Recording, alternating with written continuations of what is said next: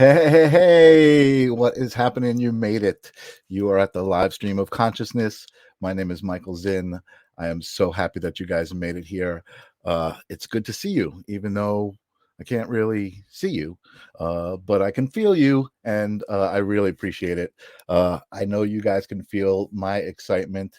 I've been kind of posting a bit about it this week. Am super excited for tonight's guest. It's like a pleasure and an honor, and it makes me feel happy that this show, which was kind of like created out of an intention to commit to myself to be somewhere once a week and have these amazing conversations, has turned into such a great uh, outlet and a little family. It's good to see you all out there. What's up, Jilly? What's up, Tim? What's up, Ninja? Good to see you guys.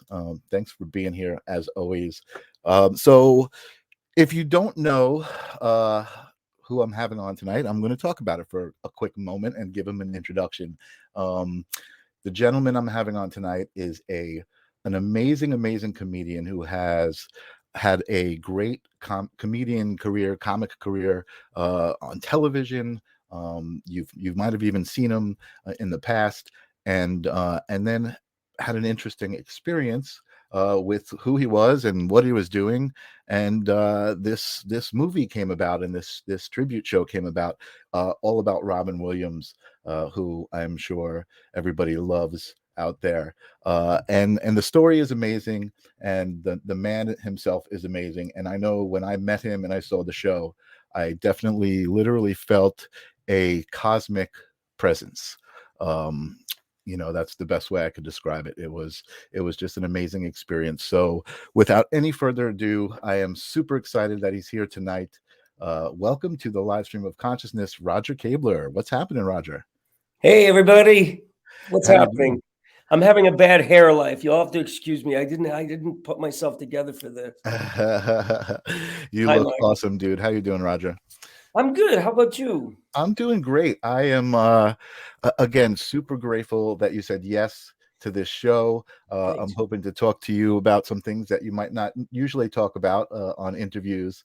I definitely It's want to okay. talk about your show and what you're doing. But the live stream of consciousness was kind of born out of this desire to have kind of deep conversations about existence and life and, well, consciousness. um so the Let's be question conscious. the question that I ask everybody, which I love, to hear all the answers and put them together in this one big growing definition, is what is consciousness? What is consciousness to you? To me, Yeah, what does it mean? that's a great word. It gets knocked around a lot by intellectuals who want to use it. And to tell you the truth, I don't use it. So you caught me with my mental pants down. Sometimes it means, oh, I'm up now. I have to go get coffee and get more conscious. I'm barely conscious. And I also think it's a sensitivity. And then once I've had the coffee, I realize, oh, it's. I got to go feed the birds because the birds are waiting for me. I'm aware that I'm part of a system, an ecosystem, and so I'll Mhm. get a handful of bird seed, 3 handfuls, and then I pray, and because I need to pray, and I get on my knees and say, what do you want me to do? That's my prayer. It's actually very simple.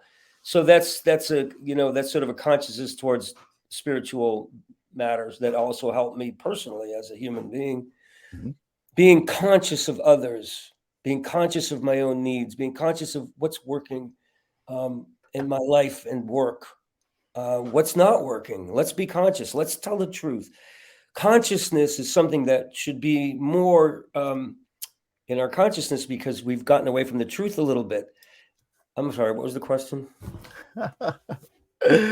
Awesome. I love Hi, the my answer. movie. Okay. We're gonna get to plenty of that. What do you think consciousness means? You brought it up. You know what? I think consciousness is the ability to understand that you're having an experience. Oh, Um, that. yeah, Yeah. that. Just being aware of the I am. That you are existing, and then I think it spreads out from there. I mean, we talk a lot about energy here, how everything is energy. Consciousness. I like that definition. I'm sort of the meat and potatoes definition, and I just don't. I don't think like you, and I'm glad. I disagree. I think everything that you said was perfectly in line with the things that I think about consciousness. Being aware of other people, that's important. I mean, being conscious of other people. The word itself, the literal meaning, applies to the deeper meaning. I think, you know what I mean. It's just like a microcosm of the word. Microcosm. I had that for dinner. It comes with a little apple. A lot of people are saying hello to you. I was putting up hello, welcome. Tim said he's seen you before, because I was talking about how Hey, Tim. Oh, people might have yeah. seen you before. And I know these people. Hi, yeah. guys. And Jilly was saying, I think this was when you were talking about your hair. She said, "You are perfect." Julie, thank you. You don't have no ideas what's going on with me. It's if you're vain, you're going to worry about it. I'm going to tell you the truth. I'm going to give you my consciousness. I was just finishing up a painting, getting ready to go to bed, and I got your text. If you're having technical problems, I'm like, Uh, I gotta I'm do a so glad I podcast. decided to text you. No, I'm so sorry. It's not. It's all It's right. just that I have to look at my calendar. I have to be conscious from time to time. I missed surgery once, so don't take it Oh, personally. jeez. Yeah, I missed the surgery. Like, where You are you? know. You're supposed to be here on a gurney right now. Oh, Oh man. I'm You know sorry. what? That's funny as material, and even kind of funny as circumstance. Well, it wasn't funny to them. Yeah. You know what? Well, I had a doctor recently. I had something they were looking at, and he said, "What do you do for a living?" And I said, "Well, I'm a comedian." He goes, "Well, that's where we're different, because when you go out to do your job, you're supposed to kill." And I just laughed. he was a That funny was the doctor. funniest thing I've ever heard a doctor say. That was pretty funny. That would be difficult for him. Anyway. Anyway, so like I said, the show is created to have great conversations, and actually for me to give you space to talk about who you are and what you do. Mhm. But we still have another live stream of consciousness protocol to go through. You and I have never really talked about our spiritual beliefs, whether you believe in a higher power, or you just think that everything is here randomly, or any of that stuff. Mm. But the question I usually ask is because I know where people are spiritually when I'm talking to them, that they believe that there's something more to existence than we've been taught. Like think metaphysical things, like like spirits on the other side and things like that. And so Yeah. I kind of have a feeling where you stand on those things, having seen your movie. But the question is there a moment or a story that you can tell us that you realized that you realized that there was something other than the stuff you were taught in school? Well, I didn't learn anything in school anyway, and if they tried, I was too stoned. Which brings me to how I came across what I feel like is as close as I can prove that there's something greater than us, that created us. And I think the question is it conscious? Is it of intelligence, or is it chaos that threw us into this and we evolved? And what I came up with, I was at a sober living for a period. I got sober about 20 years ago, and I had relapsed, and they made me sit and write 60,000 words. I had 2 weeks where I was just writing. And during that time, it occurred to me that we're intelligent. I believe we are intelligent. And so, therefore, whatever made us is probably intelligent too. Hmm. Ping. Yeah.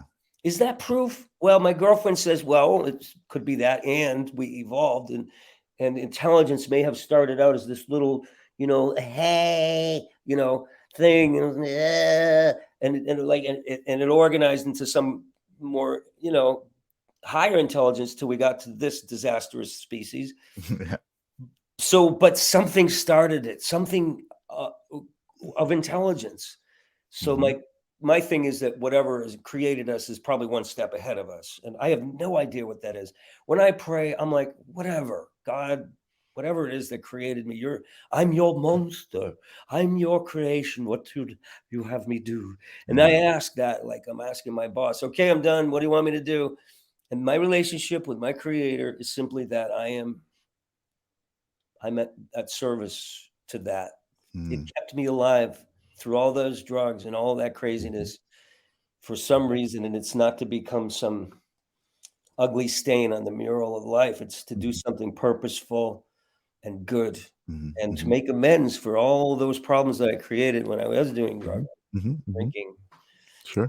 So that's kind of what my life is about: mending fences and living, living right. It's not perfect, you know. Right. I Right. think that's a little bit too I cheap. love it. I love it. I love that answer to the question, and I certainly, Well, that's all the time we have for today. yeah, good, nice to see you later. No, but, not I didn't mean to cut you off, but No, no, I no. just I've cut you off. I feel like you are, having met you and seen you and experienced you, I feel like you are certainly in touch with that, what you just said, and really kind of probably more so than others. I don't know if you view it as a spirituality. I certainly do.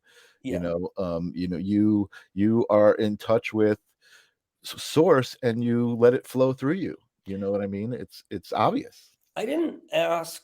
I did ask, but I didn't know when I, getting back to getting sober, I had a remarkable spiritual experience that 20 years ago when I first got sober that just blew that top off the Hear it. whole Let's hear thing. it. And something got in touch with me, something very profound and loving, and changed me entirely. And I don't call it a religious experience. It was a spiritual experience. And I've had several others. And one of them was with Robin Williams. Mm, And I can recognize it as such because of the way you feel. You're going through a transformation. So you're going into a physical sensation of traveling or a tunnel, or something's going through you. mhm, And it's fast and it's exciting and it's scary. And sometimes it's beautiful and light. And sometimes it's very scary and dark. Still a spiritual experience. And mine with Robin started out pretty dark mhm, because I experienced some things that he went through mm, towards the end of his life that were really hard for me to experience. mm, It was a spiritual experience, but it was, mhm, and then mhm, it got mhm, light. mhm, Then it got mhm. like, oh Yeah. my God, this is like a drug. Whoa, where are we going? I don't know. It's just like, Yeah, let's make a movie. Okay. I love it. So it was like, I understood that he wanted something from me, and that was to help him get back to work. And I know you didn't ask me about the movie, but that's how it's tied into this. Well, you know what? Honestly, that's what made me think of you and say, "Holy shit, Roger would be an amazing guest to talk to on Well, the show," you know? thank you. I will tell you the dark. One thing that happened Yeah, I'd love to hear shortly it. after he died, I was just walking in the woods. I live near the woods, and out of my mouth, without my permission, without any forewarning, came, "I miss my kids." I know. And I said, "I'm sorry. What did you say? Why are you doing?" I was so upset that this was happening because I didn't Wow. want this. I didn't invite Did it. you recognize where it was coming from or not yet? I was Robin Williams going, "I miss my kids," for a second. So you It felt came from like my Robin Williams. heart. It wasn't Wow. my kids, it was Robin and his kids, but it came through me and through my mouth and through my heart and my consciousness. And I was at first very upset and mad. I'm like, "Well, you can't hijack me and jump me in the woods like that. That's not Mm. cool." Mhm, mhm, Eventually, these events kept happening. I threw him out. mm. I didn't know what he wanted, but he would, like, grab my girlfriend, or I'd be painting and he'd grab a brush and go, "Oh, let's try this." And that's in the movie, and Yeah. I'm just like, you can't do this. I'm not I'm in show curious, business." so I'm curious as to that particular story you just told, that wasn't really in the movie. What? I miss my kids? Yeah. I wasn't gonna put that in because I feel like Oh, it's so maybe his kids will powerful. see it, and it's Uh, extraordinarily painful. There's other things that relate to his kids and his wife. mhm, mhm, That moment in particular, I just felt it was too personal to put in the movie. There's some things mhm, you mhm. don't. It was Understandable. too dark. Right. It was so scary for me for that to Wow. happen. It was powerful to just hear it, man. It's that energy that I always talk about, man. I felt it when Mhm. you said it, you know? It's Well, I had to take a second and pause and remember what that was like, and conjure it a little bit because the mhm, memory it's strong, and yeah, I don't do an impression of Robin. I really feel like I can kind of do it in the context of a conversation, but right. the way it really works is when somebody triggers it or something triggers it, Absolutely. and suddenly Robin pops out, Yeah. um, quite unexpectedly at times when, we have a similar energy, but Robin is Robin and I'm me. And I feel like sometimes I really am harboring a spirit. I'm not trying to prove it. I'm just, this is the story, and that's the film. And You You can know, take I it like think the yourself, people, you know? yeah, and I think the people who are supposed to receive it will. You know, I certainly, I mean, it was, I didn't even see the movie, just meeting you and kind of hearing your story Mhm. and feeling you. You know what I mean? It was very evident. You know, so um, Thank you. yeah, and I was thinking actually recently, I was like, I believe in a source energy and that we're all connected to it in some Oh, yeah. way. And I was like, wow, what if Roger is not necessarily channeling Robin, but channeling whatever Robin was channeling. So that same connection that we were talking about that you have to the higher power, your higher power, Right. you're on that same frequency. It's like almost like That's you're tuned to that same frequency, that's really, really close, Michael, to my philosophy about, spirit. Uh, because at one point I said, "Why me?" Like a biblical character, "Why me?" And the feeling I got from Robin is, "Dude, it's not just you. I'm everywhere. I spread out like radio waves. It isn't pointed. I received it in the way I received it. You received it in the way you received it. My reception had to do with my knowledge and my facility with who he is and how I am and what I feel about him. Right. I'm deeply devoted to this being. Yeah, I've always absolutely. been like a spiritual brother. So, Right, I right. mean, that's how I received Robin. But I also, in addition to that, what's really strange, Michael, about this whole thing is that I feel him experiencing things through me. That's so cool. So I'm not just experiencing him. I recognize when he's feeling laughter in the Yeah. audience and it builds and And his you joy. know what, again, I think it's evident in the energy exchange when you're doing a show or not even like just doing this interview, you know what I mean? Like and he popped in for a second there and I definitely feel that. And you've got to be tapping into some psychic too, because we had a question, why do you think Robin Williams picked you? And I you see that. answered Hey, Courtney. it. Um, okay, here's one logical explanation. Mhm. Robin saw me do an impression of him on TV. Mm. I was doing something called The Next Best Thing in front of 8 million people were watching this thing on ABC. It was a reality show about impressionists, like 15 years ago. And it got back to me that he really liked what I did. And I never met him, but he saw me and it got back to me that through a Right, mutual friend, he said, Robin really liked your impression of him. right, So I did an impression of Robin and he liked it. And, you could say, well, that's why he's haunting you or that's why he chose you. But I know there's other people out there that feel what I feel. They may right, not express it the same way, but right. they feel Robin. How can you Absolutely. not? Well, you know what I was thinking also, and it's interesting because I was just thinking this earlier as we were talking, is that idea of channeling and tapping into the source energy. I Yeah. feel like that's why people like Robin Williams or love Robin Williams or Mhm. watch Robin Williams and like, oh, that it's a reflection of themselves and their own connection, but they haven't tapped into it on that frequency. Uh, you They do know, it on their own. They have their right, own feelings about him. Some people right. are probably in love with him. I love the spirit. I think Robin was one of the great spirits. When I see him, I recognize him as a Buddha or Mhm. somebody who's tapped into something so Yeah, profound and also a very silly individual, naughty. right. And there's so much going on there, but in essence of who he is, I try to tap in. I'm going to just show you the cover of the movie here. Oh yeah, you know what? I meant to put this banner up, This is and me doing Robin at a moment when I was completely possessed yeah, with look at him, that. when he was completely with me Totally. during the taping of a show, and the camera picked it up, and I used it for a still Yeah, for the hold on. cover of for the poster of the movie, and you can see I'm just kind of taken.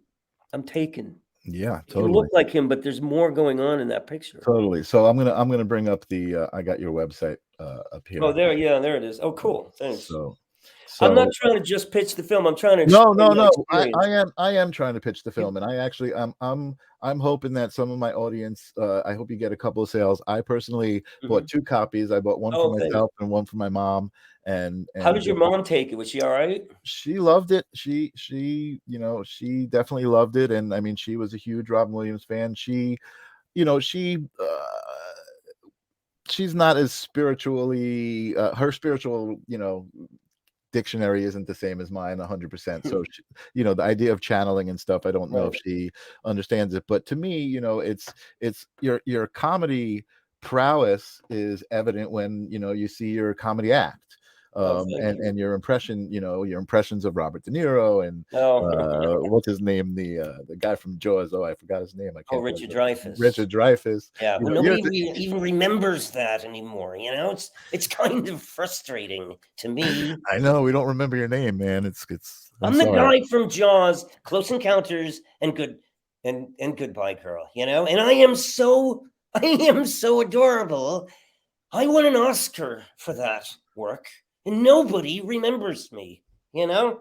I remembered you. I just didn't remember your No, name. I know you do, but all these other people, when I say Richard Dreyfuss, they go, "Who? What? I don't remember him." But it's all Awesome. good.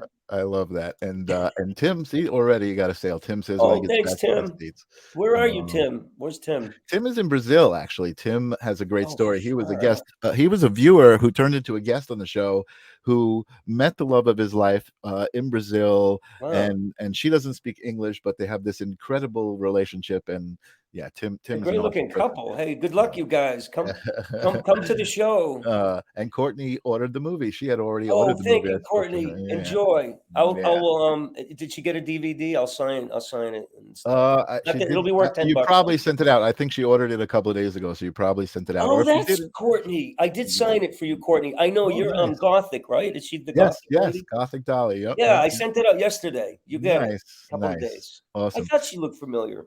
Well, that's So, cool. What I think is cool. you were talking about my mom, and she's Is in this the your mom? audience. That's my mom, and Hi, Mom. she says she loves it. Robin Williams is a mensch, and she says that's what I see in Roger. So Roger, my Oh, mom thank you. says you're a mensch. Hey, Haiti, thank you. Is it Haiti? Hetty Haiti. I'm Grimaldi. sorry, Haiti. Yeah. Ooh, you're almost. Oh, you're busted. So listen, what's happening is people like Courtney. Who I don't. Courtney, do I know you? Have we met? I'm just curious. Well, she did say thank you. There's a bit of a delay, so Oh, she'll have we respond. But met? Can we ask she Courtney? already got the DVD. She said. And I signed it already for you, Courtney. I didn't sign it Gothic because I figured that's not probably your real name, but I would have. I did sign it Courtney. I don't know Courtney. I don't think we've ever met. And so people that I don't know are starting to buy the movie, which is nice because Cool. you're starting to get a trickle of interest from other places other than your friends. Because Right. you make a movie and then your friends go, "Oh yeah, I'll buy it," and then you hope that people you don't know are going to start to catch on by doing Right. things. And you have a great show here. I mean, thanks for Thank you. asking me to do it. Thank you. I appreciate that. And I think, there's probably some people who will get a glimpse of the trailer and see it and be like, oh, that looks like a great performance. But again, I think once I met you twice. I met you at a show. Hmm. I think you were opening up for, oh no, it was my friend's band was opening for you and I was videoing them. Who was Uh, your friend's band? Tommy Stiegler. It was Schroeder's Ghost was the Where name of is the that? band. It was a theater you were doing for Norm the Music Man. Okay, in Uh, Long Island. yeah, yeah, in Long Oh my Island. God. Was Yeah, that yeah. during COVID? There were like 12 That people in was the not no, audience. no. So that was pre-COVID, and then a Oh, couple of years later, you did a show, and I ended up working with Norm because I was at that show okay. pre-COVID, and it was at Elite Studios, and I was at that show as Elite well. student. Norm's quite a character. I Yeah, love he is Norm. quite a I worked character. with him a couple Totally, of times. totally. So we were getting back to You were talking about people are picking up on the movie, and well, yeah. I mean, I that's think maybe that's you were the done with movie, that. and I don't know. it's tiring. I've been working on it for 5 years, Yeah. and I really want to share it. And people are responding to it. People in the mental health field Mhm. and people who are spiritual are saying there is something going on with you. And I've Absolutely. said I don't want to know. I really actually don't want to know the mystery of this. Right. It remains a Well, you're mystery. enjoying you're really you're connected to the mystery and you're enjoying it. You're Right. taking the ride. You're like, I'm going to be on this ride anyway, you know. Well, the ride is taxing because I'm also bipolar. So when I do a show, it takes me a while to come back, to Mhm, come mhm. down and to come back because I I get can really imagine. manic. And then I fuel it with coffee and jelly beans, and we're off. We're gone. Bye. See you in a couple of weeks. And it's because it's Robin, and I keep seeing Robin in my mind, and I keep hearing him in my voice. It's like, oh, what are we doing now? It's like, no, we're not doing anything. You have to recede so I can get on with my life and my paintings and my girlfriend, Mhm. who's patient with me, who sees me burst into Robin sometimes in the middle of nowhere, just being that. And it's like Tourette's. I don't plan it. It's just, Right. and so, but the people who are dealing with mental illness and people who are bipolar and manic, like I'm getting crazy for them already, they identify with this. They understand that while this may be a spiritual experience, it's also born out of whatever maybe delusional thing that's going on with me. Right. And I accept that too. Well, if I have magical thinking. Maybe this is all, yeah, I've heard you say that, whether it's a spiritual thing or mental illness, it doesn't matter, right? I mean, regardless, it's still you. It's still, like, you seem to be dealing with it well. I don't know, how much trouble Rocky, it's watch caused me you. pull a genius out of my hat. Nothing up my sleeve. I have a good question from Jill. She's asking, does Robin talk to you in addition to through you? Oh, you want to talk about process? Okay. Process. Oh, you said it. You set it off. Here we go. Really? Okay. Um, okay. So when I want to talk to Robin, or if I have to do a show and where we have to rehearse, because we rehearse, it's like a buddy movie. It's like, okay, Yeah. you want to rehearse? Yeah, okay. We start a conversation as if he's there, and I imagine he's kind of, and I see him and I hear him. We have two separate souls, and then after a while, it becomes more Robin, and it integrates. Mhm. We have a separate conversation, and then Robin kind of takes over, Mhm. and it's all Robin, and I'm just sort of, and then I, I go away. I go away for a while and just let him go because I'm curious to see. But I'm there in some level. There was one time that I thought it was very interesting. I said, Robin, do you want to rehearse? And he said, yeah, I'll take it from here. And I was like, what do you mean? I got it. Don't be afraid. And I was like, well, I'm not suffering from, disassociation, I don't think. But Mhm. when he said that, all of a sudden I was totally free of myself. Mhm. I Mhm. wasn't Oh, wow. entirely okay with that, but I watched myself become completely free to be Right. Robin physically, mentally, and facially. And I was in the woods, and some woman walking her dog goes, "Oh, you're that Robin Williams guy? Yeah, I heard about you." Well, not today. So I don't know. It's kind of like there's an integration that can be scary because it's hard for me to come back. Right. And I can only relate as Robin sometimes. I can only Right. see the world through his eyes for a period. Right. But I know how to come back. I know how to go, I gotta step in. It So happens on stage too. When I'm doing my other second half of the show, I'm doing other impressions. Robin will right. come in and He's coming in. He's like, you're "Don't do done. that guy. Do me." Yeah, and it's just because it's like a hangover. It's like what you get into. You get in a groove. And That's I can't interesting. explain it, Mike.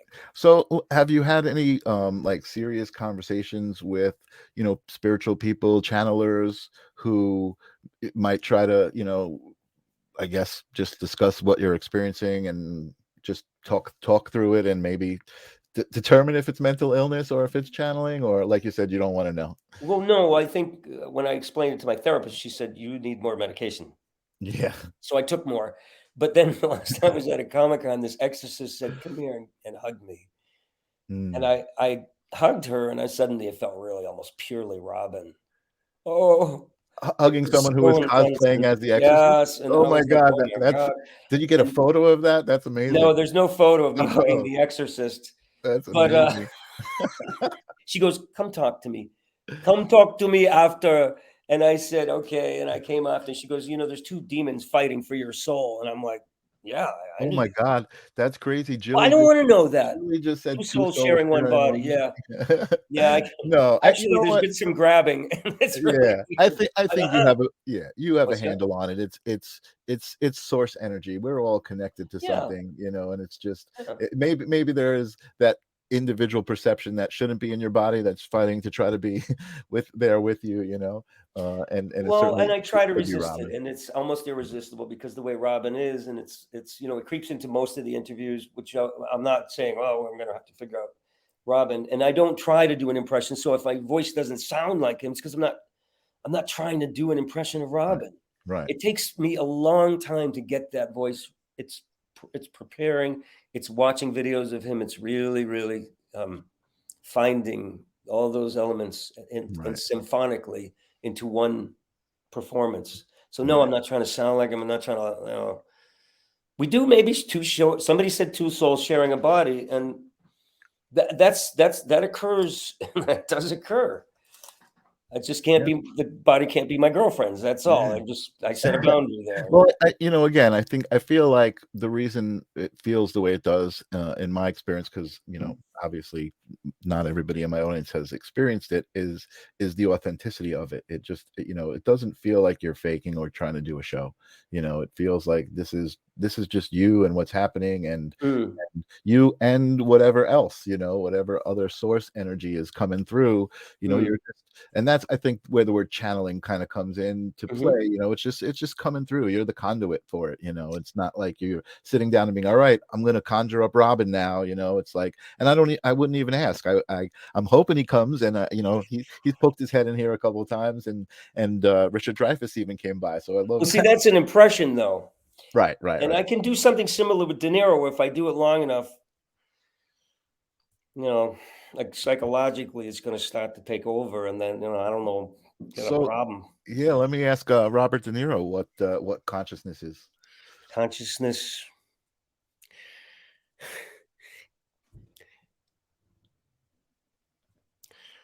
I don't know.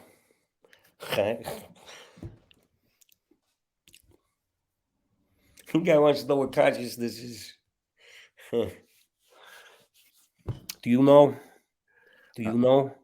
I kind of have some ideas. Would you share them with us? Consciousness. I'm awake now.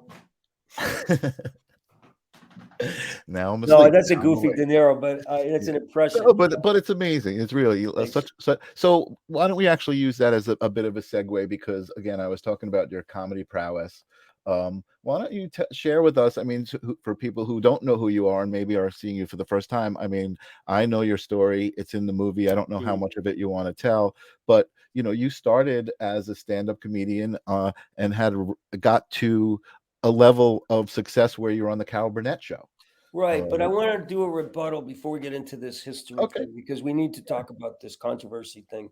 Okay. You brought it up, and we sort of danced over, and we brought in De Niro, and but you said something about it seems authentic to you. It doesn't seem authentic to everybody. I got stuck in De Niro for a minute. Yeah. Oh, big time. And so what I don't do is dispute that. What bothers me is, and I'm on TikTok, and I listen and I respect people's opinions. It's in the movie. There's a guy that says it's a fugazi. Somebody else calls it a hoax, and some people, and I want to point out the controversy that I'm doing it for cashing in on Robin's death. I'm doing it for fame, which that bothered me more than anything, because I've been famous, and it almost killed me. Yeah. I didn't ever want to go back into show business, and I'm not going to sit here and try to prove to you or anybody else anything. It's not worth it to try to prove anything. Yeah, that's on them, Joe. Yeah, right. Yeah. But it's okay. And I think the controversy isn't bad. It creates a dialogue. It creates a freedom to believe what you want to believe. Absolutely. If I was out here saying, oh, yes, it's all real, it's kind of, you could tell. And I don't even fucking know. Can I say that? Yeah. Absolutely. You know what he did? I don't know. If I told you that I knew, I would be lying, because I don't know. Sometimes it seems like, okay, time to put on a show. Let's put on the wig. Let's go. Yeah. And other times it just grabs me, and it's like, oh, and it's just, I can't stop. Right. And I didn't ask it to start. I didn't ask for any of this. I didn't ask Robin to come bursting into my life and grab me and say, let's go back to work. I didn't ask for that.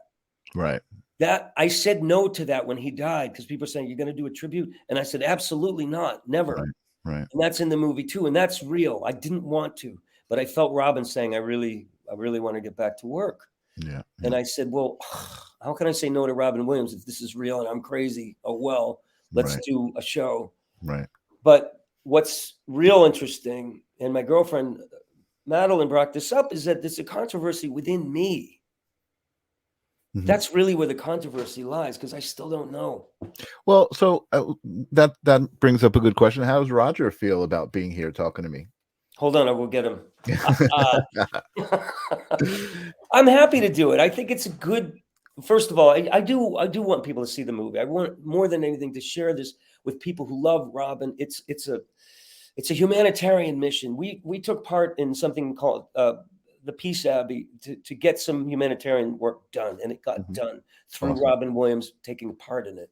We do work with the Children's Hospital. We do stuff that Robin would do. That's awesome. So what I feel is that I'm doing some good with this film. I want people to see it. I want people who love Robin to understand what he meant to me. If I could say one more thing about the film. You could say 100 more things about the It's film. just about devotion. Yeah. It's about one person's experience with a great soul and a brilliant man who I can't even believe he's gone. Yeah. And I have to express it in any way that I can, because Absolutely. I'm not going to get over it. Absolutely. Follow your heart, Jilly says. And Sorry, you know what? No, dude, again, it's so evident. And even in that moment, it becomes even more evident. You know, you are so authentic, Roger. And, you know, I mean, I feel like it's a double bonus with you, because even though I don't see you often, you know, we've only encountered you. I feel like you're a true friend. I really feel Yeah, you're a connected to good guy. you. I appreciate you too. You know, and you gave me an opportunity to feel connected to Robin. I mean, I really literally felt like I was connected to Robin, you know, again. And there's a part of your show at the end that you come out and you talk about that, and you talk about, you know, it was before I saw the movie. Like I said, that's really what the movie's about, you know, is the whole reason you're doing the tribute show and all of that. And, you know, again, I recommend to people, yes, get the movie. I think it's scrolled across the bottom probably about 147 times already. I haven't been Yeah. counting, but please get the movie. And if Roger is playing anywhere near you, are you doing any live shows recently? Yeah, Or I'll be at the Comic-Con all weekend in Boxborough, Mass. how do you I'm like gonna doing do the 3 Comic-Cons? shows. I saw that you had some pictures. Is that like a Yeah. good audience for you? Are people receiving Well, you? it's not a giant like theater thing. It's people dressed in costumes and people bringing their kids. And I'll do like half hour, 45 minutes as Robin. And that part of the show that you were discussing, where you know there's this humanitarian challenge for us to come together and push away that cloud of hate with the love, you know, that we can bring. It's time in this species on this planet. Hugs and love to you too, Jay. Jilly. Yeah. You know, and to that's part of Robin's, I think, mission in coming back, if that's what it is, to say, what would Robin say if he was here? You know, he would try to bring us together in a beautiful way, and he does it with fart humor too, but it's still a humanitarian mission that we're both on, to try to bring people to love and stop the dark.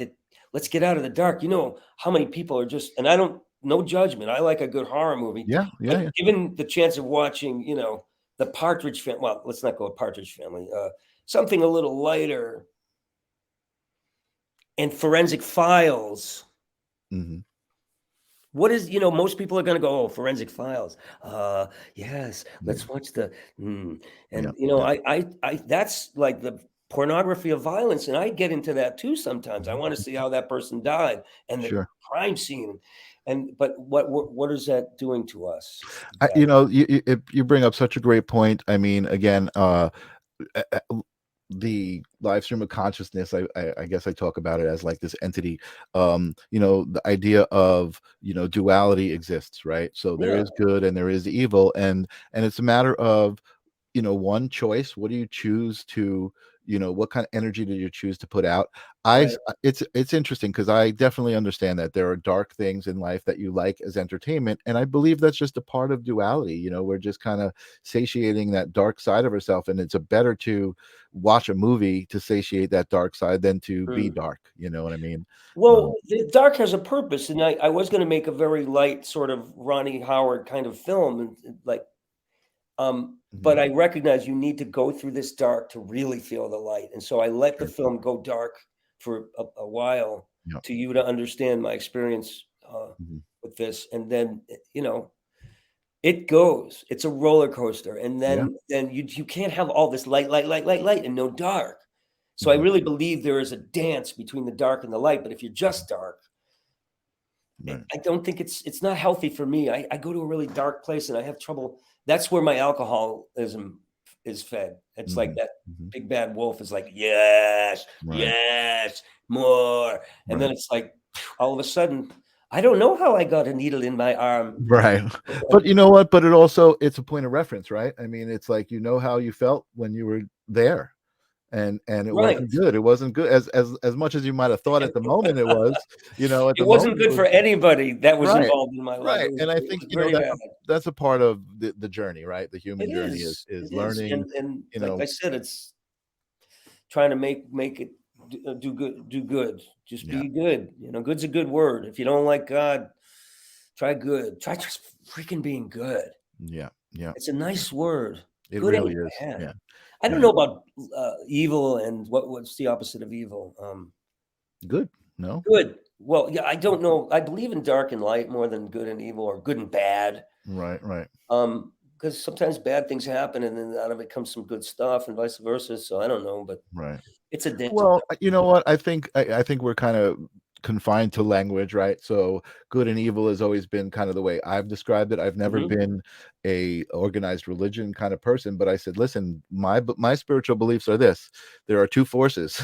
There's good and there's evil, and you basically choose which one you're going to align with, you know what I mean? And you Which know, wolf are you gonna feed? right, exactly. You You know what I feed the mean? And one that that one you feed is gonna get strong. Give the exactly. kibble to the nice wolf. Exactly, You asked exactly. about Carol Burnett and all that Yeah, stuff. yeah, well, let's I give talk you such about a your long rebuttal. yeah, we still What got was about the 15 question? minutes. I just wanted to talk about where you came from, what your career where you started and what it was like for you, and then, Mm. maybe even kind of little steps along the road to, 20 years ago when Robin Williams died and you had your experience. Well, the first time I saw Robin, I was 17, and I recognized a kindred spirit. Mhm. But before that, I was doing impressions for my mother. I was doing Columbo and Richard Nixon. I was just song and dance man when I was 12. I was Uh-huh. in local dinner theater productions, The King and I always loved being on stage. But then when I was 18, I tried stand up. Mhm. And because I had seen Robin Williams and wanted to do So that he sort of, was the initial inspiration for you to he even really start. was. Well, and Wow. Richard Pryor, I sat Mhm. through his first movie twice. I never sat Mhm. in a movie Mhm. and then sat there until it came on again and just, what? Your monkeys died? Damn, I was gonna eat them too, man. All that stuff. And Richard Pryor and George Carlin. Hey, Yeah, yeah, yeah. oh, they inspired me. And Cheech and Chong, man. Yeah. Man, they all got, man, this is awesome. And I was a big pothead and I started writing stuff. And a lot of it was whimsical, like Robin Williams stuff and pothead humor and Michael Jackson dancing with the Elephant Man. And the first time I had a open mic night in Boston, a guy had an epileptic fit in the front row, so that's how it got kicked off. Oh my god. And Good start to eventually, the career. I was a serious actor, and I did some serious plays, and I got serious about acting, and I moved to New York, and I did that for a while. Went to school and studied with Sanford Meisner at the Neighborhood Playhouse, and learned some serious acting stuff. And then I ended up in a play that was very distasteful, and I decided I'm just gonna be a comedian. So Hmm. that took me to getting on the Carol Burnett show, and then a sitcom, and then I was the Zima guy, and it all crashed The and Zima guy. burned when each and everything got canceled around me. And I was having a gambling and drug problem anyway. So wait, what was the cause of the crash? What was going on? Me, I think it was Personal. well, these things got canceled, but I couldn't handle. I mean, I wasn't ready to be in the middle of a must-see TV experience. I was on the Tonight Show going, not really making a lot of sense. And Jay Leno going, yeah, well, that's yeah, my Oh, next I guest, didn't see I tried to research a bit. I did not see that, No, online. I'll show Is it to that you on someday. It's ugly. And then I went on Arsenio and just things fell apart and then drugs. And I just got out. I got out and I said, I'm never going back. Then I moved back to Massachusetts. And that's it in a Mhm. nutshell. But I did a lot of stuff. I got to hang out with really cool people like, Dennis Leary and Jon Stewart and Adam Sandler. We all came up together. So while they were getting really famous, I was in rehab going, nurse. Right. So that was But kind of hard. you had a good run. You had a, you know, you enjoyed it. No, I mean, No, I didn't. I'm you enjoying it didn't. now because I'm Okay, sober. good. I was really tormented, even in the limo on the way to the Tonight Show. I'm like, oh man, I owe William Morris $5,000. What am I gonna do? Oh, You know, man. it was bad. And Wow. I came back to Massachusetts because I had started to I got away from show business and started painting. These are my paintings here, and Nice. some of them. This is my mascot. If I remember correctly, you was going to say you do pet Yeah. paintings. That looks awesome. Beautiful job. So yeah, these are some of my. Since we're showing off, these are some of my Yeah. paintings, and Hold and on a this is second. Let this me is New Orleans. make you bigger This is than the you. other thing I was doing to get well. I needed a chance to Awesome. do something other than show business because it was killing me, and I wasn't ever going back to show business. I love painting. I'm still working on paintings, Awesome. and it balances things out in this Yep. sense. Yep. Did I get bigger somehow, or was it just my head? Oh yeah, no, you were showing your pictures. Oh, that's fine. You were showing your pictures. So So now you're bigger. I appreciate it. yeah. Let's get some level. There you go. My head. Dwayne's giving you a big head. So wait, I want to say two things. I want to say from what you were saying a little while ago. One is the first time I ever sat through a movie and was like so taken by it that I had to sit through it again. Yeah. Was Viva Knievel. I don't know if you remember that movie. It was a movie about Evil Knievel, and Was it George? I don't remember who it was. I was with my brother. I was probably 8 or 9 years old, but I do remember staying twice through the movie because that was so cool to do that. Wow. Was it an actor playing him, or was it a documentary? No, it was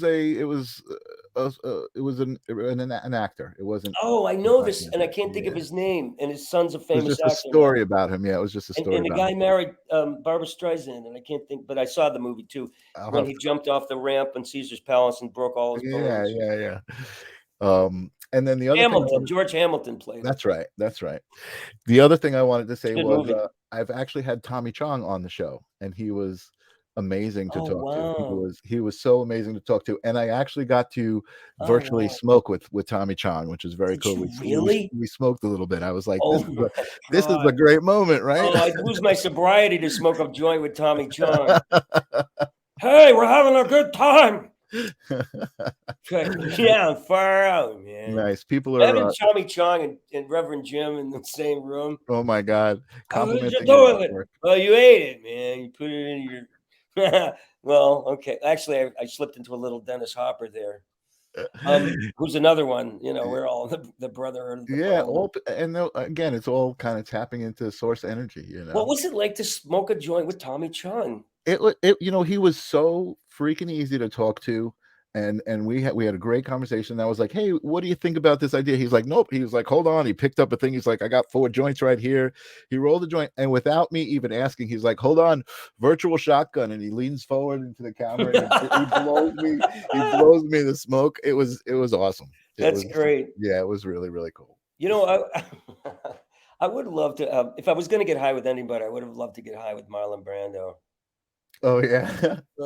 My face is melting. It just would be so weird.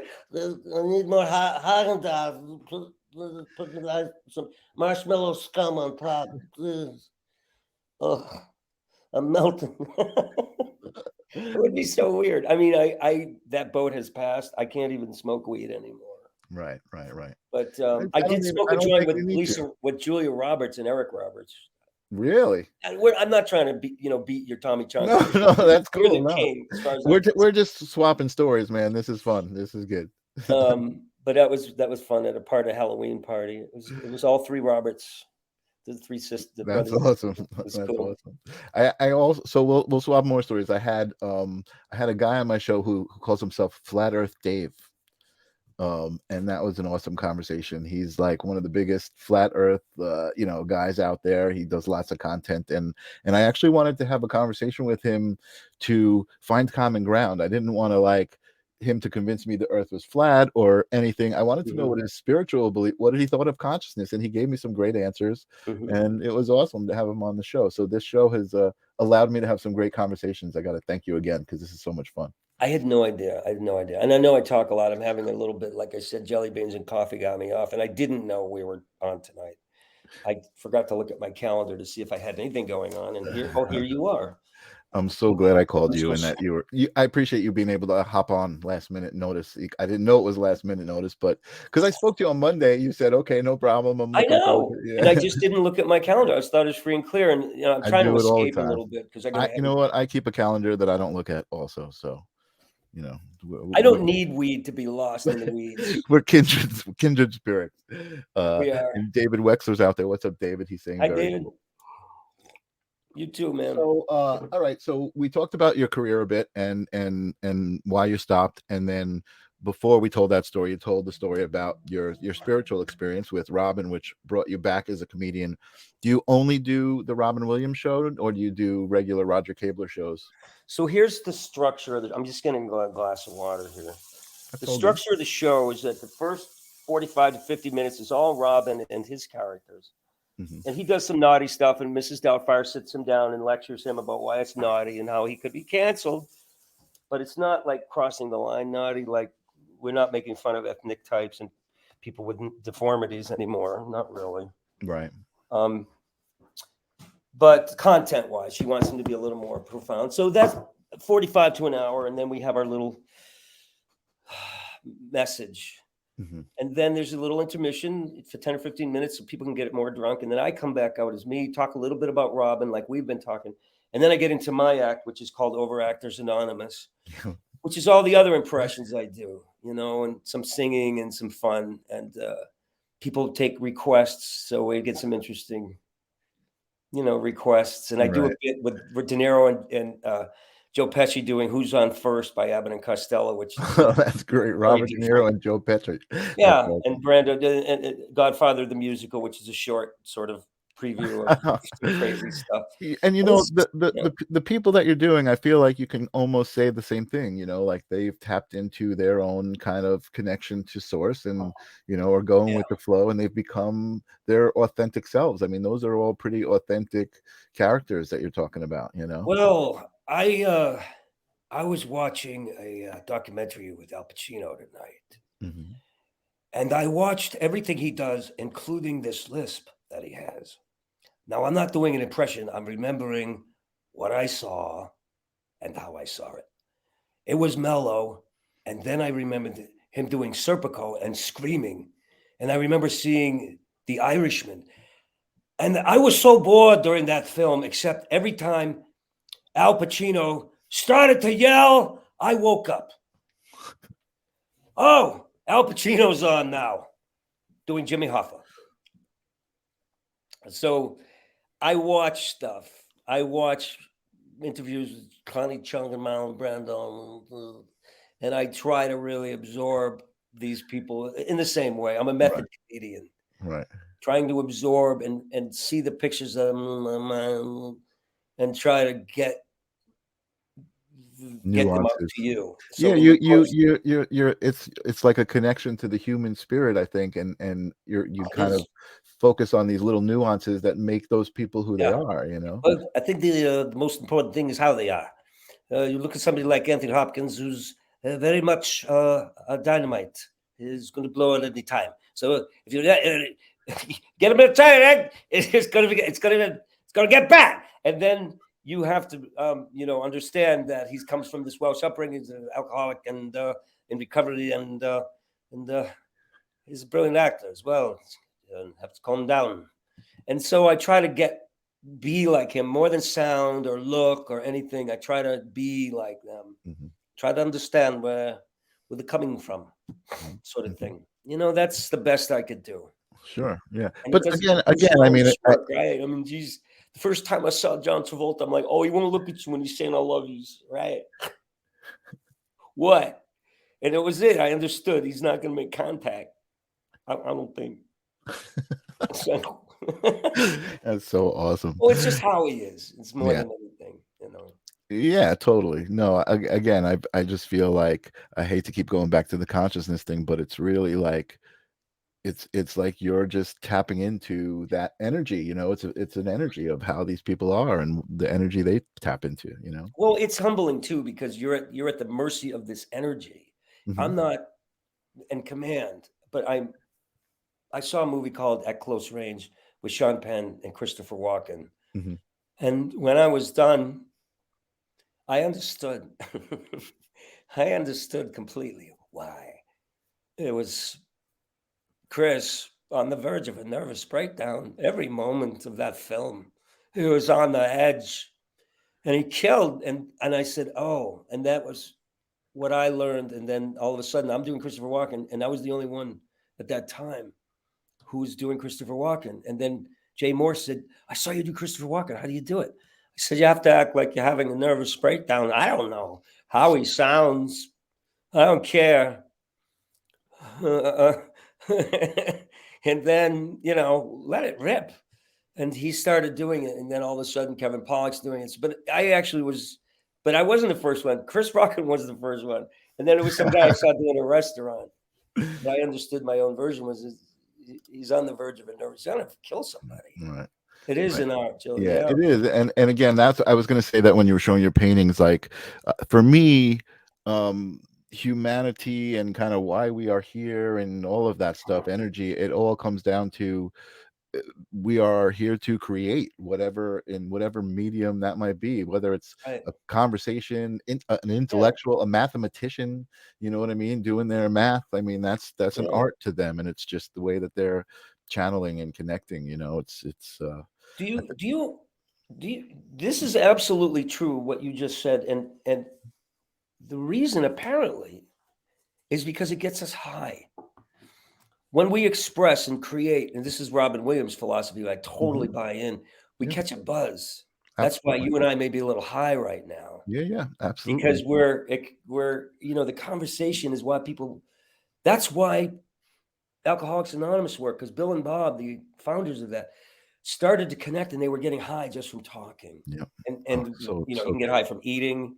You get natural highs from these, things. And when you're creating or you're expressing, you do catch a buzz. Yeah.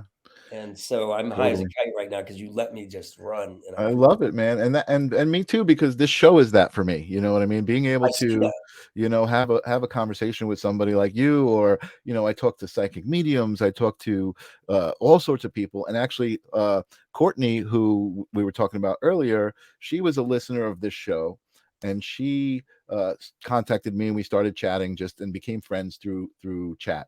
And one day she said, "Hey, I got an idea for a show. Will you help me?" And I said, "Okay." And we met on StreamYard just like this, not live, but we just kind of met. And there was something about her that I said, I'm meant to do this with her. I need to help her do this, because this is going to mean a lot to her. And her show idea was called The Strange and Unusual. And the reason she wanted to do that show was to talk to people, have the conversations, which is one simplest aspect of this platform that I love. But she wanted to have conversations with people who were considered strange and unusual. She suggested that name. Oh, for wow. It's like we spoke to the Lizard Man, who's in Ripley's Believe It or Not. His whole body is tattooed with lizard scales. He's got body modification and all of these things going on. And I said, why don't we call the show Strange and Wonderful, so we celebrate this, right? And she started telling me about herself. You may hear from her. She may ask you to be on her show, but she was telling me. I said, what do you mean? What's strange? And she was telling me about herself, and she has a girlfriend that's a doll. So she has a life-size doll that she is her companion, and she share. And for me, immediately my reaction was not one of like, oh, that's so weird, or what's wrong with you. It was like, that's interesting, like how does that happen, and what's that about? And it was so non-judgmental. I felt my heart expand just a little bit, and like be like, I want to, in your mind. And my mind, exactly, my heart and my mind. And that show for me, she's doing it by herself right now, but I helped her to set up the StreamYard and do all of this.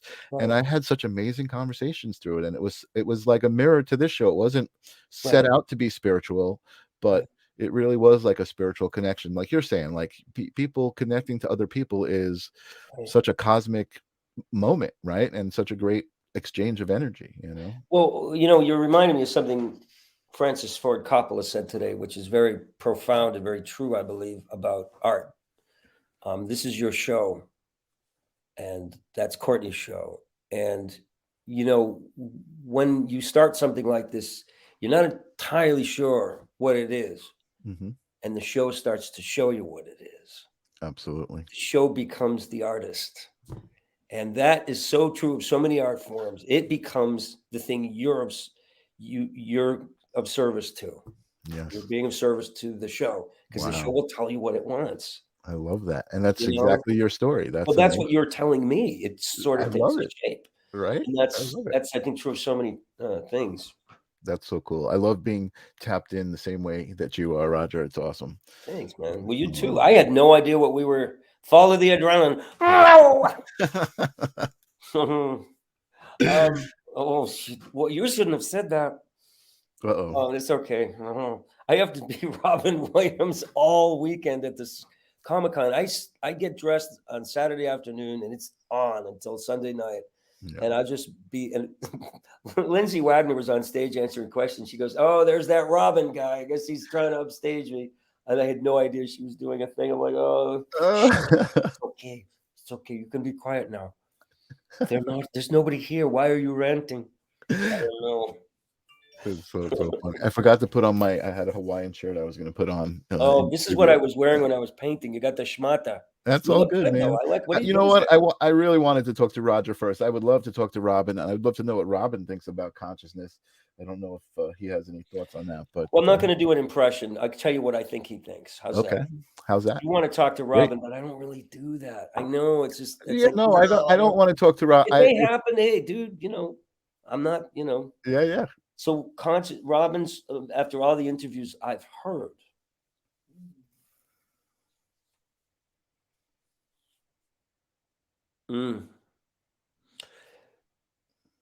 I just think what his idea is.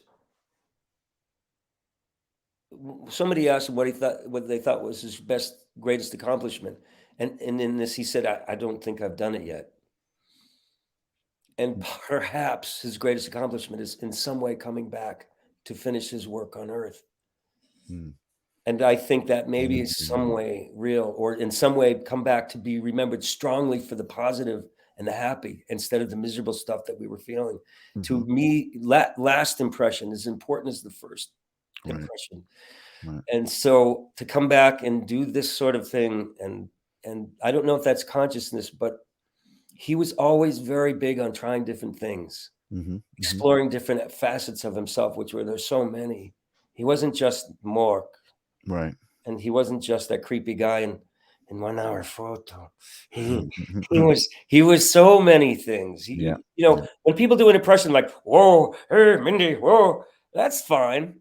Right. Okay, right. Do that. Well, you know what? I gotta say, things. You know, there's definitely a consciousness in your show that he's connected to, right? So in many ways, what you're talking about is that story is still being written, you know. Could be. I couldn't say. I really couldn't say. I said yes. Let's take this ride. Let's see where it goes. I know Robin talks to me. I know the time I said we started doing the show.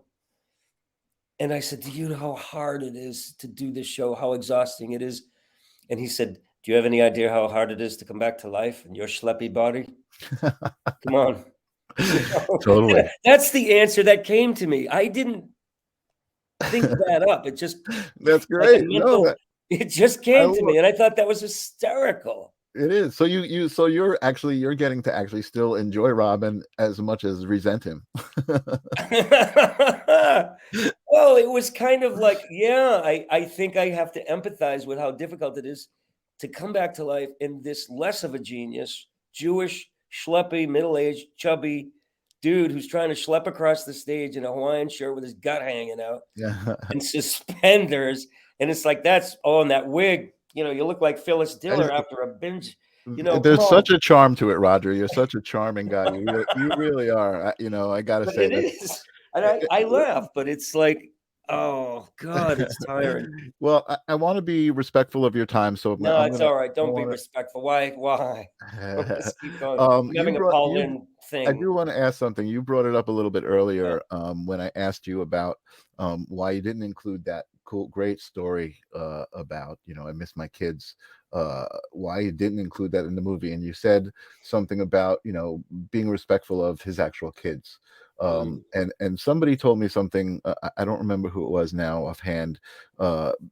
Who's connected to you or Robin Williams' kids, and said that there was kind of some, it was a very delicate situation between you and them. So is that something Who can you said tell that? us? Because I don't know Uh, that I have any I that are don't. even aware of me. I don't know that they're aware of me. You don't know that the kids are aware of you, so you No. haven't had any interactions with the Williams family. Okay, the only interaction I've had is when I started the movies. I wrote a letter to Zach and Mhm, one to Susan, his widow, and I said, "I'm going to do this movie. It's a love letter to Robin. mhm. I don't use his voice or his image at Which is all." phenomenal, by the way. If you Thanks, see man. if you see the film, so get the film, by the way, audience, my audience, get the film. It's amazing that there is no actual Robin footage in that movie. I mean, Thanks, it's man. like you did such an amazing job with Well, all thank of the performances, even when it's meant to look like a retrospective kind of, you. Right. it's amazing that it's not. Thanks. But well, appreciate that. And some people have been fooled. They said, "Did you get permission to use this?" And I said, "No, it's just me." Yeah, yeah. But okay. So I wrote a scene for the film, and this is get your hankies out, everybody, because this is rough. And it actually does take place at the end of the film, but it's not his kids. It's me and Robin. Mhm, Okay, and we're having a discussion. It's not the kids, but I did write a scene where towards the end of the film, his kids come because they've come to see the show, which was my hope and dream that somehow they would have somehow seen my show, live show. mhm, So there's a knock on the dressing room door. I'm there panting from having been on stage and I'm sweating and I'm just me. I'm not Robin. mhm, mhm, And it's the kids. And you can see in my eyes, this is something really big at this moment. It's just me. And I see it's them. And they say, I think it starts out with Zelda saying, no, it starts out with me going, I don't know what to say because they're just staring at me. mhm, They come in and I don't know if they're coming to serve me papers to sue me or what. mhm, mhm. So they're just looking at me and I say, I don't know what to say because it means a lot to me that they're there. Sure, yeah. And Zelda says, we saw in an interview that you said that our dad experiences things through you. Is that true? And I said, yeah, Mhm, it is. When it's strong, and this is very strong. So Robin's there. mhm, And one of the kids, I don't know if it's Cody, the youngest, he says, this is really good. And that was my dream. And the first time I wrote it and then I rehearsed it, I just bawled because it means mhm. a lot. His kids mean so much to me. Wow. Therefore, I'm not bothering them with this because Right. I know that somebody doing Robin, and I won't mention any names, did an incredible 5-minute thing, and his fans sent it to Zelda, Mhm. and she was like, "Please stop sending this." That may be what you're thinking of. Hmm. She wanted them to stop sending this footage of this young, who's very talented, other Robin impressionist. Mhm, mhm. He's much younger than myself, doing Right, this footage, doing Robin, and they thought it was amazing, and it got a lot of attention. God right. bless him. Like maybe he'll do the buyout, but I don't want to bother them with this. This is Sure, my personal journey. I don't need anything from them. I don't. I have every right to do this movie as long as I don't use his image. If sure. they're hurt by it, I need to look and see what it is that's hurting them. Right, right, right. And I don't think it was that. I don't think that was the story that got conveyed, that there was what was the some sort of story? bad blood. I don't remember, and actually, I think Courtney knows. I think it was her co-host who was talking about it because I was on her show the other night. Um, but I think her co-host was talking about. I don't think it was a bad thing. I think it was just about being respectful and being sensitive. It wasn't. It wasn't like any bad blood or anything like that. Mhm. Was that scene an actual experience though? You said you never met them. So it was just kind of like a kind of Not something that even you. close. But I've met some of his friends, and some of his friends are my friends, and they've been very, very sweet and very Mhm. encouraging. And one of them said, "Dude, you are Robin. You're Yeah, scary." yeah. But look, man, it's important for me to express this, and I forgot what I was gonna. What were we just talking about? I lost track. Well, I was just I went back to the fact that you didn't put the scene in the movie because you were being respectful of the kids, and I just wanted to know what that relationship was like, or if they've Right. contacted you or anything like that. We were there. Oh, and here, I know what I wanted to tell you. This is the deal with Robin. You know, let's be honest. Robin was multifaceted, like I said, and I'm not treating this situation as if he was some pious religious angel figure. He was naughty in his comedy, and it is in this film brought to that. The film wouldn't work if he was this sweet angelic person the whole time. I was tormented by him, whether he meant to torment me or not. He did naughty things. Yeah.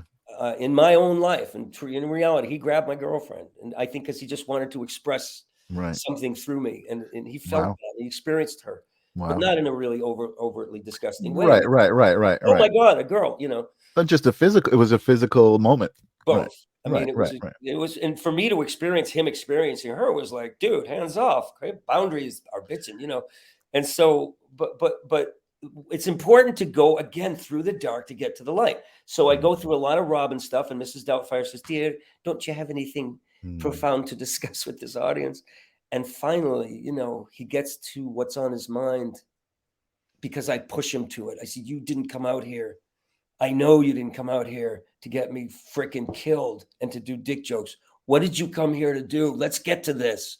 So finally, he realizes he needs to belly up to the bar and say something that of meaning and depth. He doesn't even know, other than I want more stage time. I want more stage time.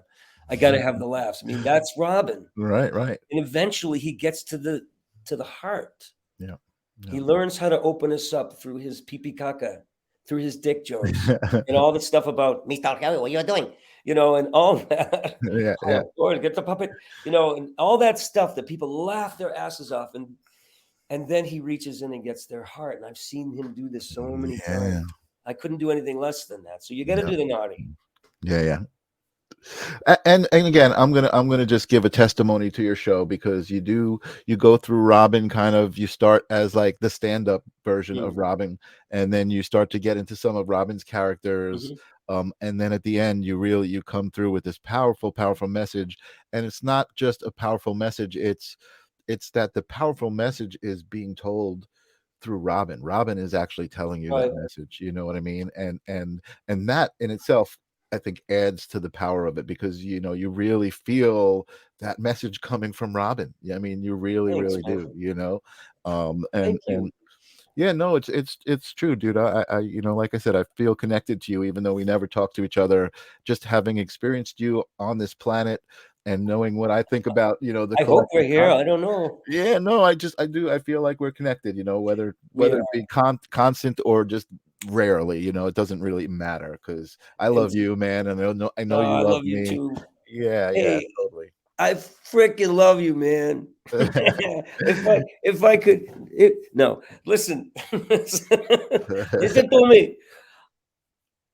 We get to see Robin in this course of this act in a way that we wish that he wishes he could have done in this life. He didn't get to. He didn't get to be old. He didn't get to do this incredible finale to his life. So I felt like I really wanted to give him that in some weird way through this film and this show. Give him that. You know, that's my devotion to him. And that makes me feel like I can cope with his loss a little bit better. And that's probably, this whole thing is done out of extraordinary grief. You And know, even if that's the point of it, it's an amazing thing to experience, and an amazing thing for you. Congratulations. And we have to be happy about Robin. Come on, when we think about Robin, all that great stuff. So I would, first of all, I just have to say, first of all, it's the end of the interview, and you're saying, first of all, please. He didn't die in some selfish, you know, act. He had a very debilitating brain disease called Lewy body's dementia, folks. He was not in control. He was going down the drain fast, and he didn't want to suffer anymore. And I certainly want people to know that's what happened to him. It wasn't depression. It wasn't drugs. It was just, he was losing his mind. Right. Okay. Thanks. Right. Awesome. Julie saying I love you guys. You too, Julie. Tim is saying Tim loves you. Hey, that's it. Okay. So before we say goodbye, does Roger have any words of advice or love or wisdom for my audience? Get the movie. Do I? Could you please just love each other and remember? I don't know how long we have. The meteor may be coming. I'm not some religious like whatever. I'm just a hairy Jew here in Massachusetts, but we really do have an opportunity to exist in love and put the small stuff down. It's not that big of a deal if the guy cuts you off. If we can love ourselves first, look in the mirror and go, I love you, and then love the people that in the next room and bring them in and say, I love you. And the people that have said it here, it can start to be more of a fad and maybe start to chase off this cloud of hate and dark. That's so you too. Hey, that's my mom. Man. And it's just, I'm so glad she's here. And I'm not just a freaking marshmallow. I have an edge. Okay. What do you want to do? Come on. But I have to have this love or I'm going to perish. I just have to share that. That's so true. That's it. Thank you so much for sharing it. I'm just going to put you in the backstage. Don't go away. Hang out 1 second because I want to say goodbye to you personally. Okay. Let me sign off the show and I will see you in a minute. Thanks so much for being here. Don't take yourselves too seriously. That's a good one too. Thank you guys. Wow. Holy moly. Was that an amazing episode or what? I am so happy that I did that. I did not want that to end, but I looked at the clock and I usually end at 10 o'clock and I just didn't want to take too much of Roger's time. I also don't want to keep him in the back for too much longer. Let me just see really quick. I'm forgetting offhand who I've got on the show next week. So let me just take a quick look. The live stream of consciousness. I know I have my calendar up there, or actually, you know what? I think it's in my calendar on my computer. It is. I have Jordan Martin next week. So no, is this week? Yes, that is next week. Jordan Martin is a guy I actually work with who is a real estate coach, but such a great character. We do a podcast with him at the studio. We produce a podcast, and he's such an amazing on-screen personality. So I'm looking forward to seeing him next week. Thank you guys so much for being here. That was amazing. Courtney says, great show. Love you. My mom says, love you. Thank you so much, Mom. That was amazing. From Ninja. Jilly says, hey, Mom. And Ninja says, thanks so much, Roger. All right, folks, I got to wrap this up and I got to go talk to Roger. I will see you next week. Thank you from my heart. Peace.